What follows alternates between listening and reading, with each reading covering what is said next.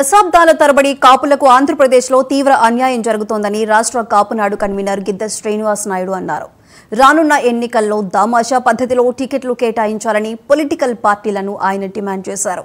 రెండు కులాలే ఈ రాష్ట్రంలో పరిపాలన సాగిస్తున్నాయని, కుటుంబ పాలనకు చర్మగీతం పాడే సమయం ఆసన్నమైందని హెచ్చరించారు. ఎస్సీ, ఎస్టీ, బీసీలతో సహా అన్ని వర్గాలను ఒకే తాటి మీదకు తీసుకువచ్చేందుకు ఈ నెల 7న చలో విజయవాడ పేరుతో కాపునాడు ఆధ్వర్యంలో అన్ని రాజకీయ పార్టీలతో కలిసి రౌండ్ టేబుల్ సమావేశం నిర్వహిస్తున్నట్లు ఆయన ప్రకటించారు. రాజ్యాధికారమే లక్ష్యంగా రానున్న ఎన్నికల్లో ఏపీలో తమ సత్తా ఏమిటో చాటుకుంటామంటున్న కాపు నేతలతో విశాఖ నుంచి మా ప్రతినిధి కిరణ్ మరింత సమాచారం అందిస్తారు. దశాబ్దాల తరబడి కాపులుగానే మిగిలిపోయే పరిస్థితి రాష్ట్రంలో నెలకొందని చెప్పి ఇప్పటికే ఆ కాపు వర్గం ఏదైతే ఉందో వీళ్ళందరూ కూడా ఎంతో ఆవేదన వ్యక్తం చేసిన పరిస్థితి. ఎన్నికలు ఎప్పుడు వచ్చినా సరే కేవలం ఓట్ బ్యాంక్ రూపంలో వాళ్ళని ఉపయోగించుకోవడం తప్ప తమకు ఎటువంటి హక్కులు కానీ కనీసం రాజకీయ లబ్ధి కానీ లేదంటూ వీళ్ళు ఆవేదన చెందుతున్న పరిస్థితి నెలకొంది. ఈరోజు రాష్ట్రంలో మనం చూసుకున్నట్టయితే 2024 ఎన్నికల్లో ఖచ్చితంగా కాపులకు తగిన ప్రాధాన్యత కల్పించాలని చెప్పి ఇప్పటికే రాష్ట్ర వ్యాప్తంగా వీళ్ళందరూ కూడాను తమ నిరసన గళాన్ని వినిపించే పరిస్థితి నెలకొంది. ఈ నెల 7వ తేదీన విజయవాడ ఐలాపూర్ హోటల్లో పెద్ద ఎత్తున కాపు సభను నిర్వహించేందుకు కాపు సంక్షేమ సంఘం పెద్ద ఎత్తున ఒక ప్రణాళిక రూపొందించింది. దీనికి సంబంధించి ఏదైతే రాష్ట్ర కన్వీనర్ గిద్దా శ్రీనివాస్ నాయుడు, మరోవైపు విశాఖ జిల్లా కన్వీనర్ అయినటువంటి తలారి సురేష్, మరోవైపు మహిళా నాయకులైనటువంటి శోభారాన్ని కూడా మనతో ఉన్నారు. వాళ్ళందరినీ కూడా అడిగే ప్రయత్నం చేద్దాం. చెప్పండి, అసలు ఎంతవరకు లేనటువంటి మీ పరిస్థితి, అంటే ఎంతవరకు కూడా మీరు ఎప్పుడు బయటకు రాలేని పరిస్థితి ఉంది, ఎప్పుడు ఎన్నికలు వచ్చినా సరే మీరు కనిపిస్తున్నారు, ఎందుకు ఈ పరిస్థితి నెలకొంది రాష్ట్రంలో? మీడియా మిత్రులకు ముందు ముఖ్యంగా నమస్కారం అండి. నా పేరు తలారి సురేష్, విశాఖపట్నం నేను కాపునాడు కన్వీనర్ని. ఇప్పుడు గత ప్రభుత్వాలు మీరు అందరూ చూసే ఉంటారు. గతంలో గత 20-30 సంవత్సరాలుగా విశాఖ జిల్లాలో కాపులకు ఎన్ని సీట్లు ఇచ్చారు, ఇప్పుడు ఎన్ని సీట్లు ఇచ్చారు, ఏ పార్టీలో అయినా చూడండి తీవ్ర అన్యాయం జరుగుతుంది. దాని మీద మేము తీవ్రంగా ఖండిస్తున్నాం. దాని మీద మేము రౌండ్ టేబుల్ సమావేశం పెట్టుకుని రాష్ట్ర వ్యాప్త పర్యటనలు చేసి కాపుల్లో ఉత్తేజం తెచ్చి వెనుకబడిన ఎవరైతే కాపులు ఉన్నారో వాళ్ళందరినీ బయటికి తీసుకొచ్చి తమాషా పద్ధతి ప్రకారం కాపులకు సీట్లు కేటాయించాలని ప్రతి ప్రభుత్వం, గత ప్రభుత్వం అయితేనేమి ఈ ప్రభుత్వం అయితేనేమి అన్ని పార్టీలను కూడా మేము డిమాండ్ చేస్తున్నాం. అంటే ఎప్పటికప్పుడు మీరు ఇలా డిమాండ్ చేస్తూనే ఉన్నారు, కానీ ఎవరు పట్టించుకునే పరిస్థితి లేదు. కానీ ఇప్పుడుండే పరిస్థితి చాలా డిఫరెంట్గా ఉంది. ఒక పార్టీ ఏకపక్షంగా ముందుకెళ్తుంటే కొన్ని పార్టీలు కలిసి రాజకీయంగా లబ్ధి చేకూర్చేందుకు రానున్నటువంటి ఎన్నికలకు సమాయత్తం అవుతున్న పరిస్థితి. ఈ నేపథ్యంలో కాపులు ఏ రకంగా వాళ్ళ ప్రయత్నాలు ముమ్మరం చేస్తారు? ఇప్పుడు మీరు చూసే ఉంటారు, విశాఖ జిల్లాలో గతంలో ఎన్ని సీట్లు ఉండేవో మీ అందరికీ తెలుసు. ఇప్పుడు ఎన్ని సీట్లు ఉన్నాయండి? గతంలో ఒక గంటా శ్రీనివాసరావు కావచ్చు, ఒక అవంతి శ్రీనివాసరావు కావచ్చు, ఒక గుడివాడ గురునాథరావు గారు కావచ్చు, ఇప్పుడు పంచకర్ల రమేష్ బాబు గారు కావచ్చు. సీట్లు మారుతున్నాయి కానీ ప్రభుత్వాలు మారుతున్నాయి. కాపులకి అన్యాయం జరుగుతుంది. కాపులకి ఎక్కడా కూడా న్యాయం జరిగే పరిస్థితి లేదు. ఒక విశాఖ జిల్లాయే కాదు, రాష్ట్ర వ్యాప్తంగా కూడా ఉమ్మడి కృష్ణా జిల్లా కావచ్చు, గుంటూరు జిల్లా గతంలో 40 సీట్లు ఉండేవి. ఈరోజు ఒక సీటు విజయవాడలో కాదు, గుంటూరులోనే కాదు, ఒక సీటు ఇచ్చే పరిస్థితి లేదు. కాపులకి తీవ్ర అన్యాయం చేస్తున్నారు. దాని మీద మేము తీవ్రంగా ఖండిస్తున్నాం. దాని మీద రౌండ్ టేబుల్ సమావేశం పెట్టి మేము అన్ని జిల్లాల పర్యటన కూడా చేస్తాం. అవసరమైతే ధర్నాలు కూడా చేయడానికి సిద్ధంగా ఉన్నాం. మేడం గారు, మీరు చెప్పండి, జిల్లా మహిళా కన్వీనర్గా ఉన్నారు శోభారాణి గారు, ఎందుకని అసలు ఈ రాష్ట్రంలో ఈ పరిస్థితి నెలకొందంటారు? ఎందుకంటే అండి, రెండు కులాలు వాళ్ళు ఏంటంటే ఎప్పుడు వాళ్ళ తండ్రులు, వాళ్ళ తాతలు, వాళ్ళ మామలు, వాళ్ళ అల్లుళ్ళు, వాళ్ళ కూతుళ్ళు, వాళ్ళే సీఎంలు, వాళ్ళ కుటుంబం నుంచే సీఎంలు అవ్వాలి, అదే నిర్ణయించుకున్నారు. సో కాపుల్ని తొక్కేస్తున్నారు. సో ఇక మీదట మేము కూడా కాపులు ఐక్యంగా ఉన్నామండి. ఎవరో చెప్పుకుంటున్నట్టు కాపుల్లో ఐక్యత లేదు అనేది వాస్తవం కాదండి. ఇప్పుడు కాపుల్లో అయితే ఐక్యత వచ్చింది. అందరం కూడా యూనిటీగా ఉన్నాము. కాపులు మేమందరం కలిసి ఇప్పుడు కాపులు రాజ్యాధికారం కావాలండి. ఒకరి కింద తొత్తుగా పనిచేయాలని మేము అనుకోవట్లేదు. ఎందుకంటే వడ్డించేవాడు మనవాడైతే చివరాఖరి బంతిలో ఉన్నా సరే వాళ్ళకి అన్నీ దొక్కుతాయి అనేది మేము కూడా తెలుసుకున్నాం. సో ఇప్పుడు మేము కాపులు మేము ఐక్యతగా మా కాపు నుంచి మాకు సీఎం అవ్వాలి, మా కాపులకి న్యాయం జరగాలి, అది మా ముఖ్య ఉద్దేశం. మేము దానికోసం అనేసే 7వ తేదీన మీటింగ్ రౌండ్ టేబుల్ సమావేశం ఏర్పాటు చేశాము. మేము ఆంధ్ర మొత్తం తిరిగి మా కాపులందరితో మాట్లాడి మేము కార్యాచరణ చేయాలనుకుంటున్నాం. సార్ మీరు చెప్పండి, స్టేట్ కన్వీనర్గా ఉన్నారు, ఎప్పటికప్పుడు మీరంతా కూడా మోసే పరిస్థితి ఉందో రాజ్యాధికారం కోసం మీరు ఎప్పుడు ప్రయత్నం చేసినా సరే ఫలించలేని పరిస్థితి. మీరేంటంటే అన్ని పార్టీలకి మీ వంతు సపోర్ట్ చేస్తున్నారు, సహకారం అందిస్తున్నారు, కానీ అధికారం వాళ్ళ చేతిలోకి వచ్చిన మిమ్మల్ని పక్కన పెట్టే పరిస్థితి. అసలు ఎందుకు ఈ పరిస్థితికి నెలకొనడానికి కారణం ఏంటి? ఎక్కడ లోపం జరుగుతుంది? నా పేరు గిద్దా శ్రీనివాస్ నాయుడు, రాష్ట్ర కాపునాడు కన్వీనర్గా ఉన్నాను. ఈరోజు రాష్ట్రంలో కాపుల పరిస్థితి ముందుకెళ్తే నుయ్యి, వెనక్కి గొయ్యి సంధానంగా ఉంది. ఎన్నికలు వచ్చేప్పటికి పొత్తులు జిత్తులతోటి కాపులను దగా చేస్తున్నారు. గత 60 సంవత్సరాలుగా 2 పార్టీలే 2 కులాలే రాజ్యాధికారం చేస్తూ కాపులకు అన్యాయం చేశారు. ఇప్పుడు కూడా చిరంజీవి గారు ప్రజారాజ్యం పెట్టిన దగ్గర నుండి 2009 సంవత్సరం నుంచి ఇప్పటికీ కాపులకు రాజ్యాధికారం కోసం 1000 కళ్ళతో అనేక ఉద్యమాలు, పోరాటాలు, ఆందోళన చేస్తున్నారు. ఈసారైనా రాజ్యాధికారం దక్కుతుందన్న ఆలోచనలో ఉన్నాం. దక్కుతుంది. కారణం ఏంటంటే పెద్దన్న పాత్ర పోషించడానికి మేము సిద్ధంగా ఉన్నాం. మీరు 15 సంవత్సరాల అధికారంలో ఉండి, 15 సంవత్సరాలు ప్రతిపక్షంలో ఉండి, ఇంకో 10 సంవత్సరాలు రాజ్యాధికారంలో ఉన్న 40 సంవత్సరాలు మీరు రాజ్యాధికారం చేసిన వ్యక్తినే మళ్ళీ ముఖ్యమంత్రి చేస్తాను అంటే కాపులు ఓట్ ట్రాన్స్ఫర్ చేయడానికి కానీ సపోర్ట్ చేయడానికి కానీ సిద్ధంగా లేరు. ఒకవేళ జనాలను చూసి మీరు మోసపోవద్దు.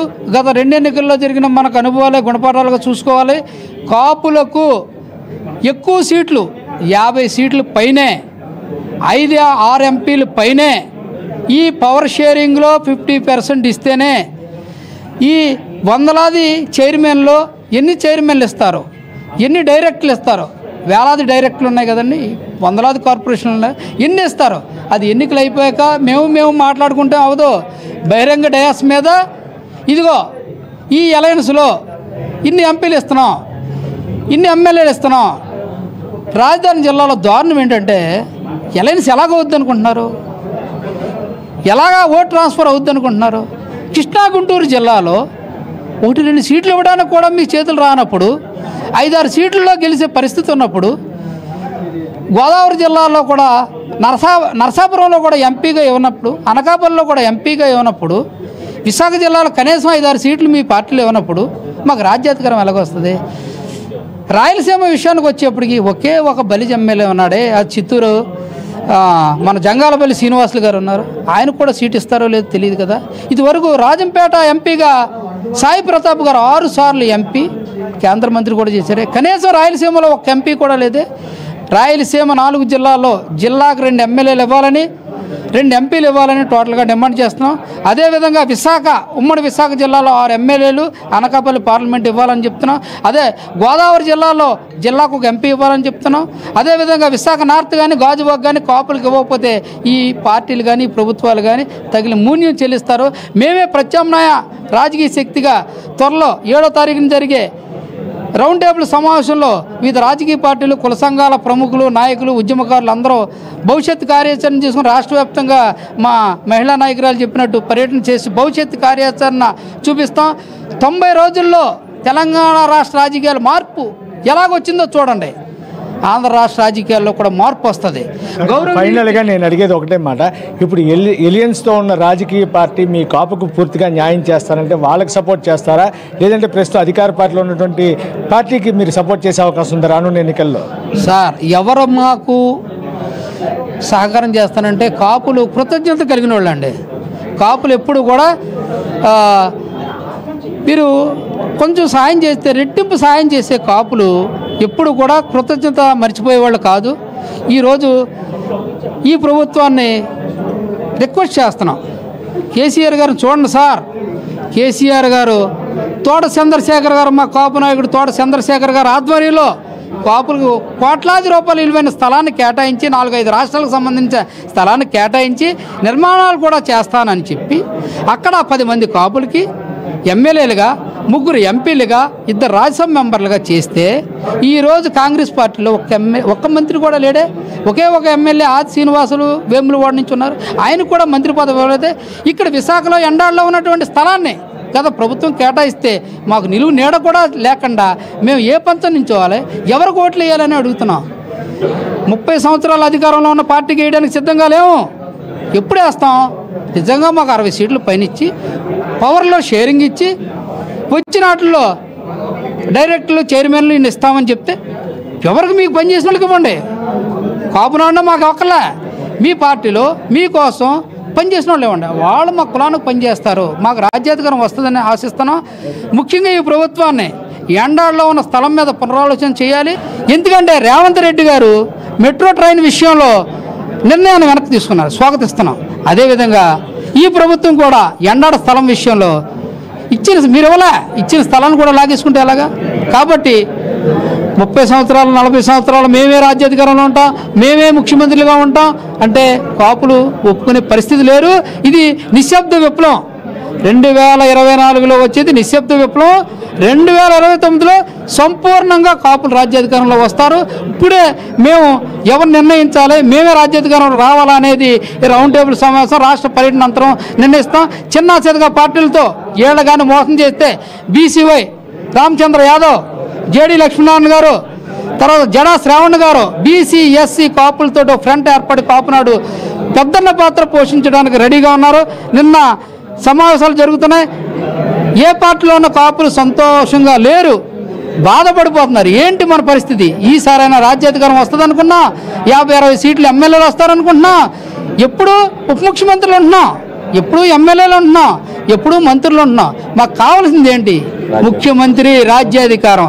దానికోసం కాపునాడు కీలకమైన పాత్ర పోషించుతున్నదనేది ఈ సందర్భంగా తెలియజేస్తాం. Thank you.